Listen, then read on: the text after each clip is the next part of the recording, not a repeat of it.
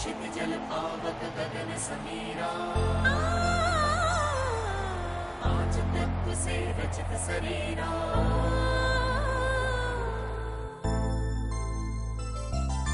पांच तत्व से प्रकृति रची है, पांच तत्व से काया। इसी प्रकृति में स्वस्थ सुखद जीवन का मंत्र समाया।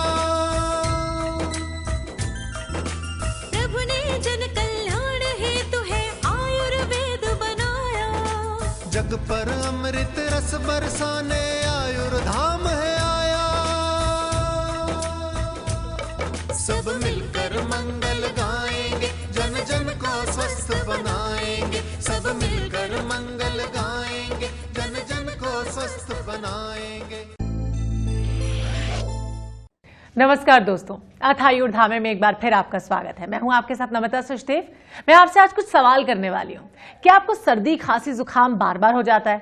क्या कभी आप नाक बंद रहने की समस्या तो कभी नाक बहने की समस्या से परेशान रहते हैं? कहीं मौसम का अगर बदलाव होता है या थोड़ा सा भी धूल मिट्टी या धुआं होता है तो आपको सांस लेने में परेशानी या दिक्कत का सामना करना पड़ता है? अगर इन सारे सवालों का जवाब हाँ में है ना, तो इसका मुख्य कारण हो सकता है एलर्जीज।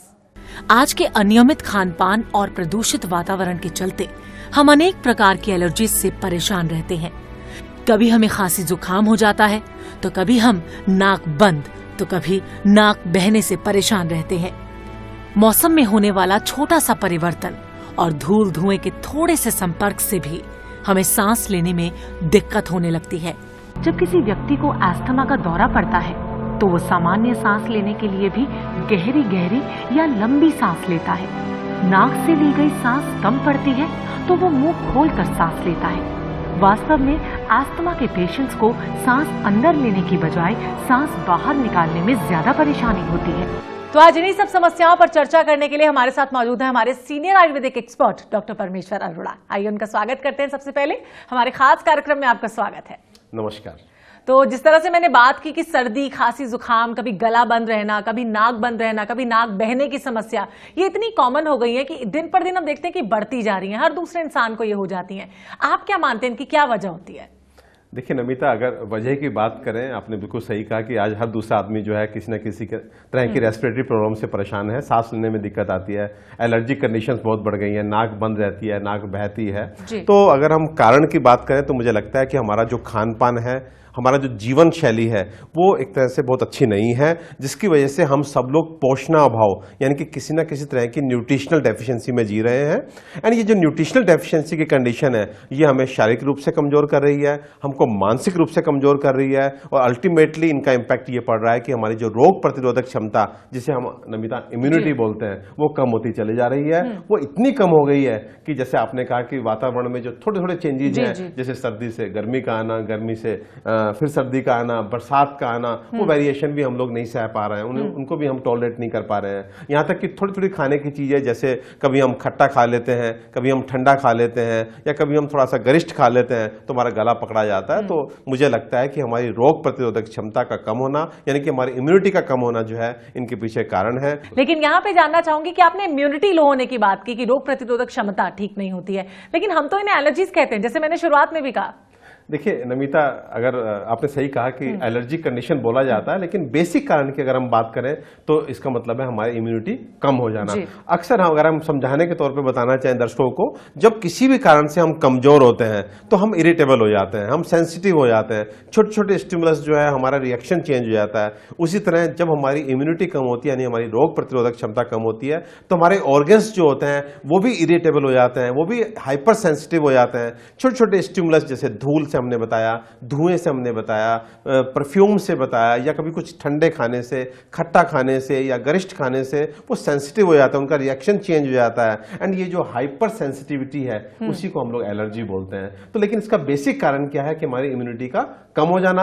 अब एलर्जी कहाँ हुई जी, डिपेंड करता है। नेजल म्यूकस मेम्ब्रेन में अगर हम एलर्जी एक तरह से प्रभावित करती है तो हम राइनाइटिस के पेशेंट बन जाते हैं। ये थोड़ी अंदर जाकर के कहीं ना कहीं नेजोफेरिंग्स को प्रभावित करती है तो हम लोग जो है एडिनोइड्स के पेशेंट बन जाते हैं। ये ओरोफेरिंग्स में अगर चली जाती है तो वहां हम बोलते हैं कि हम टॉन्सिलाइटिस के पेशेंट हो गए। थोड़ा सा अगर हमारे साइनसिस जो है उनको पकड़ लेती है तो हम साइनोसाइटिस के पेशेंट हो जाते हैं। यही एलर्जी अगर डीप रेस्पिरेटरी ट्रैक्ट में चली जाए तो हम ब्रोंकियल एस्थमा का पेशेंट बोलना शुरू कर देते हैं। नमिता, ये नाम बड़े बड़े हैं, बीमारियां अलग अलग हैं, लक्षण अलग अलग हैं, लेकिन सबका बेसिक कारण एलर्जी, और एलर्जी का बेसिक कारण हमारी इम्यूनिटी का यानी कि रोग प्रतिरोधक क्षमता का कम हो जाना। यानी कहीं ना कहीं इम्यूनिटी और एलर्जीज जो है वो रिलेटेड होती हैं, संबंधित बिल्कुल, होती हैं। आप कह सकते हैं कि एलर्जी का रूट कोज जो है वो इम्यूनिटी का कम होना है।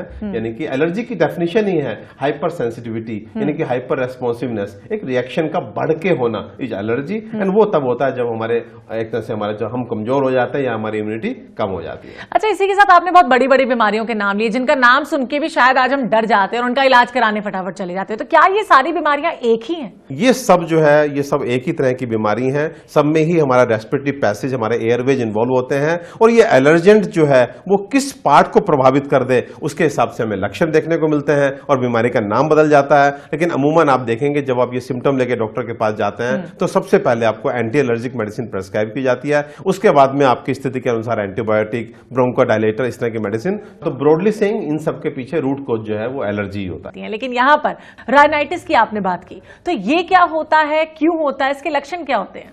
देखिए नमिता, राइनाइटिस का मतलब होता है हमारी जो नेजल म्यूकस मेम्ब्रेन है इसमें अगर इन्फ्लेमेशन आ जाए, and inflammation secondary to allergy, तो वहां पे उस कंडीशन को हम राइनाइटिस बोलते हैं। जो एक्यूट राइनाइटिस होता है उसे आप जुकाम भी बोल सकते हैं। नॉर्मली जो जुकाम होता है, नाक बहना शुरू हो जाती है ठंड लगने से, या कभी हम देखते हैं कि कोई एलर्जेंट हमें एक्यूटली अटैक करता है और हमारी नाक बहने लगती है, जो जुकाम हम बोलते हैं, सर्दी हम बोलते हैं, वो एक्यूट राइनाइटिस की कंडीशन है। लेकिन जब ये बार बार होने लगती है तो उसको हम एलर्जिक राइनाइटिस बोलते हैं। आप अक्सर देखते हैं कि बच्चे जो है बार बार जुकाम की चपेट में आते हैं, तो ये वो इंडिकेशन है कि उनकी जो नेजल म्यूकस मेम्ब्रेन है वो कहीं ना कहीं हाइपर सेंसिटिव है उन एलर्जेंट के अगेंस्ट, यानी कि डस्ट के अगेंस्ट, स्मोक के अगेंस्ट, पोलन ग्रेन के अगेंस्ट, या कोई भी कोल्ड के अगेंस्ट। तो किस तरह की एलर्जी उनको शुरू हो गई है, बिकॉज उनकी जो नेजल म्यूकस मेम्ब्रेन है वो सेंसिटिव है, हाइपर सेंसिटिव है, यानी एलर्जिक है। तो ये कंडीशन होती है। इसी में जब थोड़ा सा हम ध्यान नहीं देते हैं तो कभी हमें क्रोनिक राइनाइटिस हो जाती है। क्रोनिक राइनाइटिस में क्या होता है कि नेजल म्यूकस मेम्ब्रेन ड्राई होना शुरू हो जाती है। उसको एक तरह से हम लोग राइनाइटिस एट्रोपिक बोलते हैं। उसमें एक सूखे सूखे पीसीज जो mucus membrane, nasal mucus membrane से निकलते हैं, तो वो कंडीशन क्रोनिक राइनाइटिस की कंडीशन होती है। और नमिता, एक कंडीशन होती है राइनाइटिस हाइपरप्लास्टिक, यानी वो कंडीशन जहां पे नेजल म्यूकस मेम्ब्रेन जो है इतनी अफेक्टेड हो जाती है कि वहां पे एक तरह से एक हल्का सा ट्यूमर, एक ग्रोथ बन जाती है जिसको हम पोलिप बोलते हैं। तो पोलिप जो होता है वो नेजल म्यूकस मेम्ब्रेन की एक तरह से पेडुंकुलेटेड ग्रोथ है। एंड यहीं पे एक कंडीशन आती है जिसको हम बोलते हैं राइनाइटिस हाइपरट्रॉफिक। वहां पे जो हमारा टर्बिनेट होता है या नेजल सेप्टम है वो वहां पर देखते हैं कि उसकी थिकनेस शुरू हो जाती है, वहां पे मोटा होना शुरू हो जाता है। तो एक तरह से बहुत सारी पैथोलॉजी जो है इस नेजल म्यूकस मेम्ब्रेन में हो सकती है। तो ये सारी condition acute rhinitis, allergic rhinitis, rhinitis atrophica and hypertrophic, hyperplastic, ये सब कंडीशंस होती हैं। लेकिन नमिता, बार बार कहूंगा इसके पीछे कारण जो है वो एलर्जी ही है। यानी एलर्जिक कंडीशन को यदि आप कंट्रोल नहीं करते तो पहले एक्यूट कंडीशन होती है, बाद में वो क्रोनिक हो जाती है।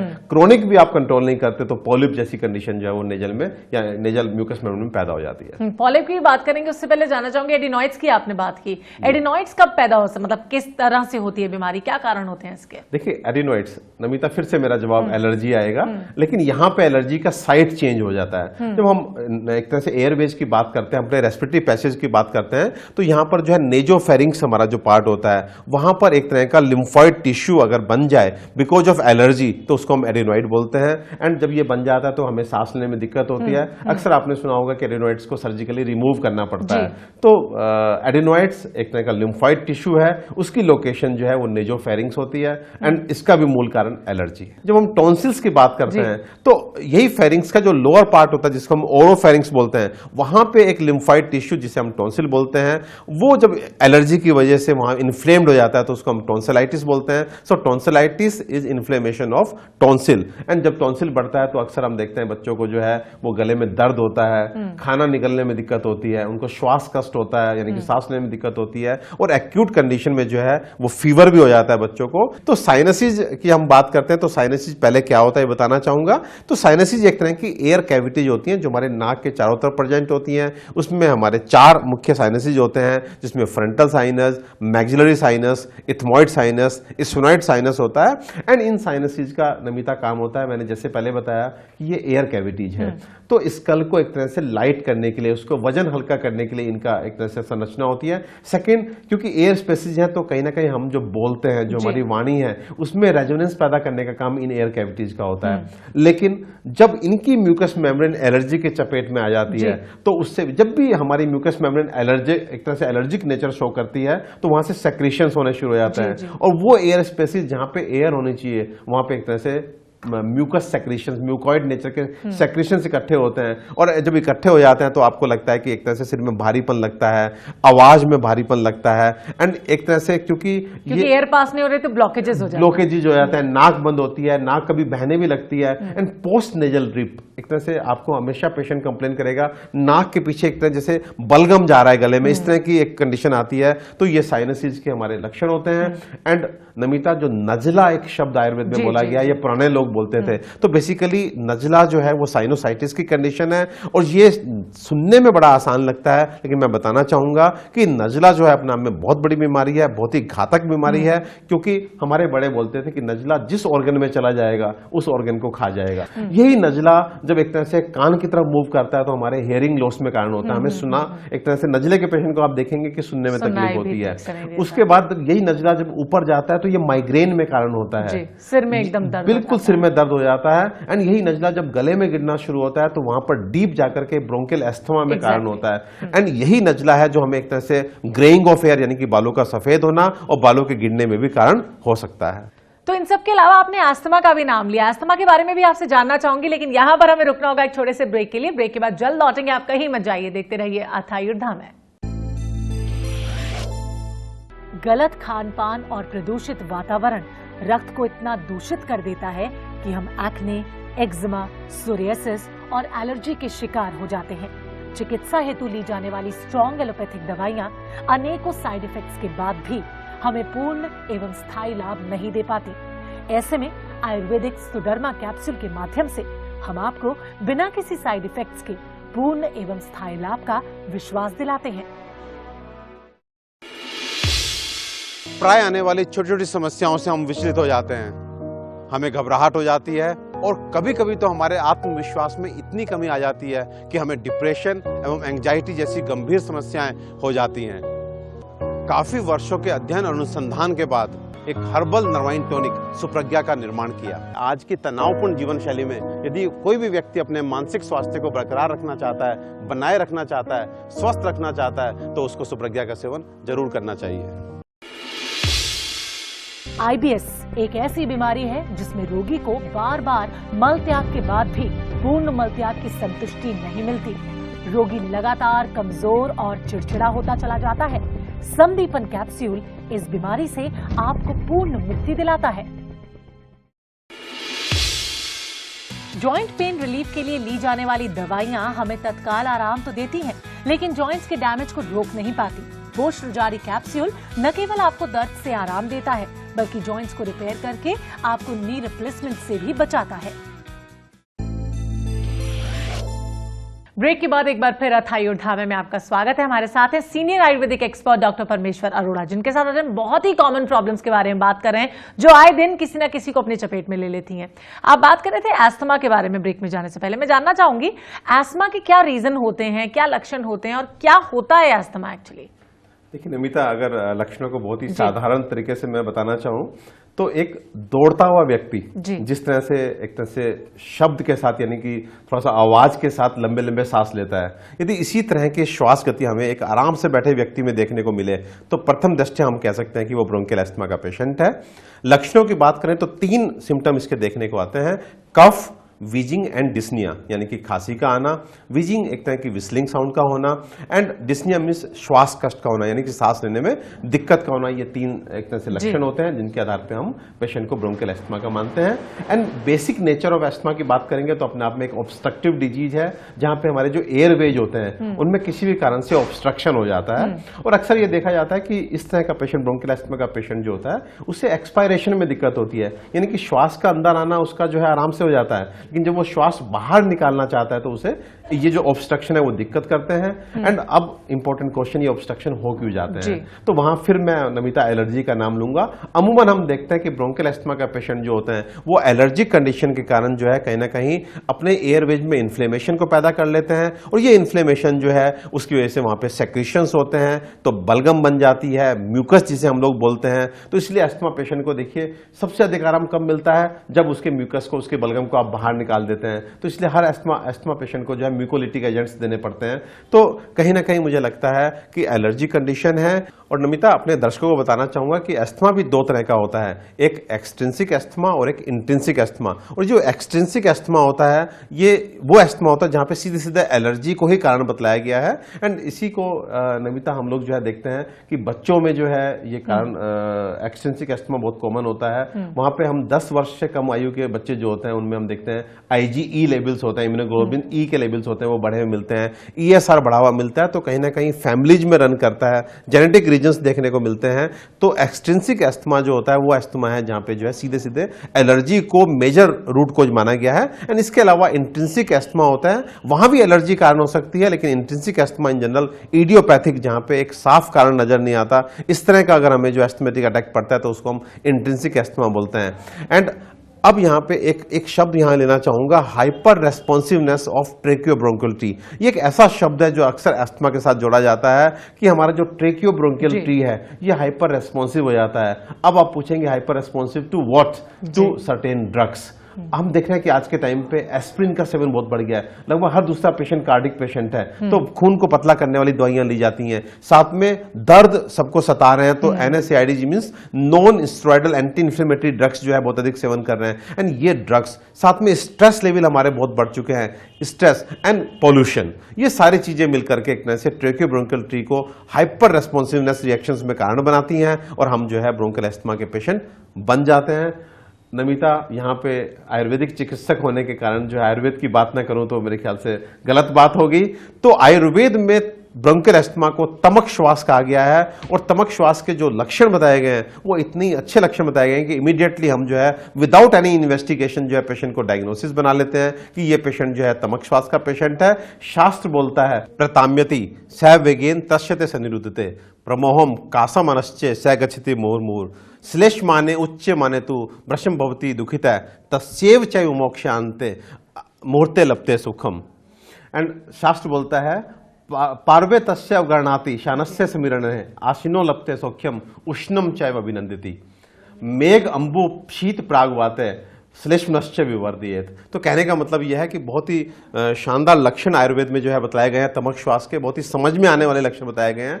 तो यानी कि रोगी जो है उसको बलगम फंसा होता है, उसको निकालने के लिए बार बार खांस रहा होता है, और जब वो बलगम निकल जाती है तो उसको थोड़ी देर के लिए आराम मिलता है। साथ ही इस तरह का रोगी जब लेटता है तो उसका रोग बढ़ जाता है, जब वो बैठ जाता है या कोई गर्म चीज का सेवन करता है तो उसे आराम मिलता है। और नमिता, जैसे मैंने बताया कि एलर्जिक नेचर इस बीमारी का होता है, तो आयुर्वेद भी बोलता है कि जब आकाश में बादल होते हैं या वर्षा होती है या आप ठंडे से आपका स्पर्श होता है या वो कोई भी चीज जो कफ को बढ़ाने वाली होती है उससे आपका संपर्क होता है या आप उस चीज का सेवन करते हैं तो आपको जो है ब्रोंकियल एस्थमा यानी कि तमक श्वास की कंडीशन उत्पन्न हो जाती है। तो नमिता, पुनः कहना चाहूंगा, चाहे वो राइनाइटिस हो, चाहे वो साइनोसाइटिस हो, चाहे वो एडिनॉइड्स हो, चाहे वो पॉलिप हो, चाहे वो टॉन्सिल हो, चाहे इवन ब्रोंकियल एस्थमा हो, सबका जो बेसिक रूट कोज है वो एलर्जी है। एंड इस एलर्जी का रूट कोज है हमारी इम्यूनिटी का कम हो जाना।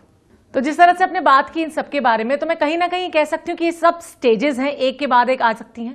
हाँ बिल्कुल, देखिए मैंने फिर बताया कि स्टेजेज भी बोल सकते हैं। जैसे मैंने नमिता नजले में बताया, साइनस में बताया कि यदि आप अपने नजले को क्योर नहीं करते हैं, कंट्रोल नहीं करते हैं, तो वो नजला जो है जिस तरफ जाएगा, मैंने बताया कि अगर deep in the respiratory tract जाता है तो वही नजला आपको ब्रोंकियल अस्थमा का पेशेंट बना देता है। वही नजला जब कानों की तरफ जाता है तो आपको हियरिंग लॉस देता है। वही जब सिर की तरफ जाता है तो आपको greying of hair, hair fall, even headache में कारण होता है। तो कहीं ना कहीं डिपेंड करता है कि ये जो एलर्जेंट है वो आपके किस पार्ट, रेस्पिरेटरी ट्रैक्ट के किस पार्ट पर अटैक कर रहा है। अकॉर्डिंगली जो है हमारे लक्षण आने शुरू हो जाते हैं और हम बीमारी का नाम अलग दे देते हैं, लेकिन चिकित्सा में फिर से हम सबकी जो है एक ही तरह की चिकित्सा करना शुरू कर देते हैं, यानी कि एंटी एलर्जिक ट्रीटमेंट देना शुरू कर देते हैं। जी, तो आपने कारण सबके बता दिए, अभी निवारण की भी बात करेंगे, लेकिन यहाँ पर वक्त हो गया है थाई ढाबे में एक छोटा सा ब्रेक लेने का। जल्द हाजिर होंगे, आपका हिम्मत चाहिए।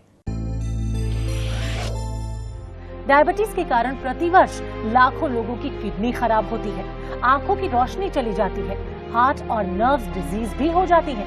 मधुसंज्ञ दमन न केवल शुगर पर नियंत्रण रखता है, बल्कि इसके कारण आने वाली घातक बीमारियों से भी आपकी रक्षा करता है। प्रदूषित वातावरण एवं गलत खान-पान से सबसे अधिक प्रभावित होते हैं हमारे बाल। इसलिए किसी बड़ी शारीरिक बीमारी के न होते हुए भी हमें hair fall, greying of hair और डैंड्रफ जैसी समस्याएं देखने को मिलती हैं। ऐसे में हमारे बालों को चाहिए एक्स्ट्रा केयर और एक्स्ट्रा न्यूट्रिशन। सुकेशम पोषण आपूर्ति करते हुए बालों को स्वस्थ रखने का एक अनूठा, सरल और सुरक्षित उपाय है। आधे सिर में होने वाले तेज दर्द यानी माइग्रेन के समूल नाश के लिए प्रयोग करें अर्धारी कैप्सूल। अर्धारी कैप्सूल के मात्र 3 महीनों के प्रयोग से अधिकतर लोगों को माइग्रेन से स्थायी रूप से मुक्ति मिली है। ब्रेक के बाद अथाई और धामे में आपका स्वागत है। आज हम बात करें बहुत सारी कॉमन प्रॉब्लम्स के बारे में। हमारे साथ है हमारी सभी समस्याओं के बारे में चर्चा करने के लिए senior Ayurvedic expert doctor Parmeshwar Arora. आपने बहुत सारी बीमारियों की बात की, उनके बहुत सारे कारणों की बात की, उनके लक्षणों की आपने बात की, लेकिन अभी वक्त हो गया है वन स्टॉप सॉल्यूशन का। आयुर्वेद के माध्यम से कैसे सॉल्व करें इन सबको। देखिए नमिता, जब हम एलर्जिक कंडीशंस की बात करते हैं तो मुझे लगता है कि 3 स्टेप जो है हमको लेने होंगे यदि हम चाहते हैं कि हम अपनी जो भी प्रॉब्लम है उसको अच्छे से अटेंड करें। तो उसमें सबसे पहले आता है प्रिवेंटिव एस्पेक्ट, नंबर 2 पे आता है कंट्रोलिंग एस्पेक्ट एंड नंबर 3 पे आता है क्यूरेटिव एस्पेक्ट। तो प्रिवेंशन की जब हम बात करते हैं तो नमिता, जब तक हम अपनी इम्यूनिटी को बढ़ा नहीं लेते, यानी कि अपने को क्योर वाली कंडीशन में नहीं ले जाते, तब तक हमें जो है डेफिनेटली हमें धूल से, धुएं से, परफ्यूम से या बहुत कोल्ड एक्सपोजर से डेफिनेटली बचना चाहिए। जो चेंज ऑफ सीजन होते हैं उस समय अपना ध्यान रखना चाहिए। तो ये छोटी छोटी चीजें आपको जो है एक्यूट अटैक से बचा सकती हैं। और ये प्रिवेंशन जो है वो हमेशा कहा गया है prevention is better than cure. Preventive aspect को हमेशा ध्यान रखना चाहिए। नंबर 2 पे आता है कंट्रोल। तो कंट्रोल की बात यह है कि जब हमारे पास कोई पेशेंट एक्यूट कंडीशन में आता है, उसको कहीं ना कहीं एक तरह से नाक बंद मिलती है, म्यूकस का प्लग मिलता है, या एस्थमेटिक पेशेंट आता है, तो वहां पे डेफिनेटली हमारा इंटेंशन होता है कि जो बलगम जमी हुई है उसको पहले हम पिघलाएं और पिघला करके हम उसको बाहर निकालें। तो उसके लिए नमिता हमें कुछ mucolytic agents, herbal mucolytic agents, जो एक तरह से म्यूकस प्लग को जो है म्यूकस चाप बलगम बोलते हैं, उसको गलाने का काम करते हैं। फिर हमारे पास कुछ एक्सपेक्टोरेंट, हर्बल एक्सपेक्टोरेंट होते हैं जिनके माध्यम से उनको बाहर निकालते हैं। अगर म्यूकोलिटिक एजेंट की बात करें तो मुलैठी बहुत अच्छा म्यूकोलिटिक एजेंट है। बाहर निकालने की बात करें तो टंकन यानी कि बोरेक्स जो होता है, एक हल्का सा मिनरल है। घरों में पहले नमिता सब लोग अपने घर में रखते थे, सुहागा जिसे बोलते हैं, वो बहुत अच्छा एक्सपेक्टोरेंट है। साथ में जिद्दी जमी हुई बलगम को निकालने के लिए जो फिटकरी की भस्म होती है उसको हम स्फटिका भस्म बोलते हैं। एंड जहां पे निमोनिया की हिस्ट्री मिलती है वहां पे स्फटिका जो है, मुझे लगता है कि इससे बढ़ के इस विश्व में कोई दवा भी नहीं है नमिता। स्फटिका यानी कि फिटकरी की भस्म जो है वो प्लूरसी की कंडीशन या निमोनिया की कंडीशन को जड़ से खत्म करने में सक्षम है। तो फिर मैं नाम देना चाहूंगा, हम मुलैठी के द्वारा एक तरह से बलगम को गलाते हैं। तेल मालिश छाती पे कराते हैं, उससे हमारी बलगम जो है गलती है, और निकालने के लिए फिर हम जो है टंकन का सहारा लेते हैं एंड इस तरह से हम पेशेंट को तुरंत रिलीफ देते हैं। उसके बाद हमें ब्रोंकोडायलेशन करना है तो वहां पे हमारे पास वासा है, कंटकारी है, ये सब वो दवाएं हैं हर्बल मेडिसिन जो एक तरह से प्रूवन ब्रोंकोडायलेटर्स हैं। आपको जहां भी श्वास कष्ट है वहां अगर आप वासा का सेवन करते हैं, कंटकारी का सेवन करते हैं तो आपको तुरंत लाभ मिलेगा। नमिता, ये सब चीजें ऐसी होगी जहां पे हम खांसी आ रही है वो हम रोक देते हैं, जुकाम हो रहा है उसको हम रोक सकते हैं, लेकिन ये सब सिम्टोमेटिक है। उसके बाद हमें क्योर की कोशिश करनी चाहिए, एंड क्योर के लिए हमें वो दवा देनी होगी जो इम्यूनिटी को बढ़ाएगी। उसमें सबसे पहले सबसे सिंपल चीज होती है हल्दी। ये हल्दी का आपको लगातार सेवन करना है। कैसे सेवन करना है मैं अभी आपको बताऊंगा। त्रिकटु चूर्ण यानी कि सौंठ, काली मिर्च और पिपली अपने आप में बहुत ही सिंपल दवा, लेकिन मुझे लगता है कि जो व्यक्ति लगातार इस त्रिकटु चूर्ण का सेवन करता है, बराबर मात्रा में सौंठ, काली मिर्च, पिपली का सेवन करता है, तो एक समय ऐसा आएगा कि आप देखेंगे कि आपको एलर्जिक रिएक्शंस एकदम बंद हो जाएंगे। आपको rhinitis, sinusitis, adenoids, even bronchial asthma से भी पूर्ण मुक्ति ये जो है त्रिकटु चूर्ण दिला सकता है। तो नमिता, इस तरह से हमें म्यूकोलिटिक एजेंट देने पड़ते हैं, एक्सपेक्टेंट देने पड़ते हैं, साथ में कुछ इम्यूनो बूस्टर्स देने पड़ते हैं। और ये जब मेडिसिन सब इकट्ठी करके हमने सोचा कि कैसे पेशेंट को पहुंचाया जाए, तो फिर आपका कहना है कि एक सिंगल रामबाण चीज जो निकल के आई वो निकल के आई श्वासोओजस। नाम से जैसा स्पष्ट है कि ये ना केवल आपके श्वास कष्ट को दूर करता है बल्कि आपकी ओज का मतलब आपकी इम्यूनिटी को भी बढ़ाता है। तो श्वासोओजस कैप्सूल नमिता हम लेके आए इस तरह के एलर्जिक पेशेंट्स के लिए, जिसमें सीधा सीधा इंटेंशन जो है वो नंबर 1 कंट्रोल का है। ये कैप्सूल ना केवल आपको एक्यूट कंडीशन से बाहर लेके आएगा, आपकी नाक बंद हो, बहती हो, जो भी हो, हमारे लिए वो एलर्जिक कंडीशन है, उस कंडीशन से ये कैप्सूल आपको बाहर लेके आएगा, आपके श्वास कष्ट को दूर करेगा, लेकिन साथ ही साथ क्यूरेटिव एस्पेक्ट जो है, यानी जिसमें हमें आपकी इम्यूनिटी बढ़ाना जो हमारा मेन मकसद है, उसको भी बेखूबी ये निभाता है। और आप नमिता 3 महीने इस कैप्सूल का अगर आप सेवन करते हैं तो मुझे लगता है कि उसके बाद आपको कभी जो है एलर्जी कंडीशन परेशान नहीं करेंगी, कंडीशन प्रोवाइडेड कि आप अपना प्रिवेंटिव एस्पेक्ट को ध्यान रखें। यदि आप किसी चीज से कुछ एक सावधानियां बरतें। चलिए, तो श्वासोओजस की आपने बात की, तो यहाँ पर कुछ एक लोगों ने भी इसका इस्तेमाल किया, इसका सेवन किया है, तो आइए उन्हीं की जुबानी जानते हैं कि वो कैसा महसूस कर रहे हैं इसका सेवन करने के बाद। 5 साल से मैं बहुत ज्यादा परेशान हूँ धूल मिट्टी से, और परफ्यूम की स्मेल से मुझे बहुत छींकें आने लग जाती है, कोल्ड हो जाता है, मैं बहुत ज्यादा परेशान हो जाती हूँ। मगर जब से मैं अरोड़ा जी के पास आई हूँ, उन्होंने मुझे श्वासोओजस कैप्सूल्स दिए हैं, मैं उसका सेवन कर रही हूँ, तो मैं 2 महीने से बिल्कुल ठीक हूँ। I am BS Rajpal, retired class 1 अफसर from the government of India. पिछले 2-3 साल पहले मेरी ग्रैंड डॉटर को खांसी की ये प्रॉब्लम हुई थी, थोड़ा ब्रीदिंग की प्रॉब्लम हुई थी, तो हमने 1-2 एलोपैथी डॉक्टरों को दिखाया, तो उन्होंने कहा कि आपकी ग्रैंड डॉटर को जो है वो अस्थमा की प्रॉब्लम है, एंड दे एडवाइज कि she will put on nebuliser. और जो उन्होंने दवाई दी तो वी वर थोड़ा अपसेट हो गए, कभी 3 साल की बच्ची को अभी से अस्थमा की प्रॉब्लम डिक्लेयर कर रहे हैं या नेबुलाइजर पे उसको रिकमेंड कर रहे हैं। तो we went and consulted doctor Parmeshwar Arora. उन्होंने कहा ऐसे घबराने वाली कोई बात नहीं है, आप ही मेडिसिन आयुर्वेदिक वाली लियो और 1-1.5 महीने में आपकी ग्रैंड डॉटर बिल्कुल ठीक हो जाएगी। जो डॉक्टर साहब ने मेडिसिन प्रिस्क्राइब की है, शहद के साथ जो भी मेडिसिन थी, and we were regular in that medicine. हमने 1-1.5 महीने दवाई ली एंड हमारी ग्रैंड डॉटर बहुत ठीक होगी, and we were happy and relaxed. और उसके बाद हमें तो ये रिकमेंड करूँगा कि जो भी छोटे बच्चे होते हैं, instead of going for allopathy medicine और putting their children on to nebulizer, they should visit Dr. Parmeshwar Arora. Very sincerely I recommend it, and मेरे को पूरी उम्मीद है कि उनके बच्चे बिल्कुल ठीक ठाक हो जाएंगे। ऐसी मेरी शुभकामनाएं सबके लिए। मुझे पिछले 4-5 सालों से एलर्जी की बहुत प्रॉब्लम थी। मैं हल्का सा भी कहीं बाहर धूल में जाता था तो मुझे छींकें स्टार्ट हो जाती, जुकाम लग जाता था, नाक बंद की बहुत प्रॉब्लम रहती थी।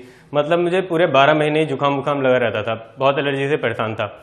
तो मैंने बहुत एलोपैथिक दवाई ली पर मुझे कोई इम्प्रूवमेंट नहीं दिखा। फिर मेरे एक फ्रेंड ने डॉक्टर अरोड़ा को जानने के लिए मुझे कहा कि उनसे मिलो एक बार। मैं डॉक्टर अरोड़ा से मिला, उनने मुझे श्वासोओजस दवाई खाने को कहा। मैंने वो 6 महीनों तक दवाई खाई और अब मैं बिल्कुल ठीक हूँ, मुझे कोई एलर्जी की प्रॉब्लम नहीं है। तो देखा आपने, ये लोग कितना खुश महसूस कर रहे थे। मैं तो कहूंगी कि इनके जीवन में खुशहाली लौट आई है, जो कि एक्चुअली हम चाहते भी हैं कि जो भी लोग हमारे शो को देख रहे हैं या फिर इन दवाओं का सेवन करते हैं, उनके जीवन में खुशियां वापस आ जाएं। यहाँ पे आपसे जानना चाहती हूँ कि इसकी जो डोज है, यानी आपने कहा 3 महीने तक लगातार लेना है, कैसे लेना है, किस वक्त लेना है? देखिए नमिता, जिन लोगों को बहुत एक्यूट कंडीशन है, यानी कि अमूमन हर 15 दिन पे या महीने में उनको जो है कोई ना कोई एलर्जिक अटैक हो ही जाता है, वहां हमारा रिकमेंडेशन यह है कि आपको 2 कैप्सूल दिन में 3 बार लेने हैं। लेकिन जो लोग जैसे बच्चे हैं, तो बच्चों को आप 1 कैप्सूल दिन में 3 बार खोल करके शहद में दे सकते हैं, तो मलाई में दे सकते हैं, जैसे भी बच्चे अपना जो है ले सके वैसा आप दे सकते हैं।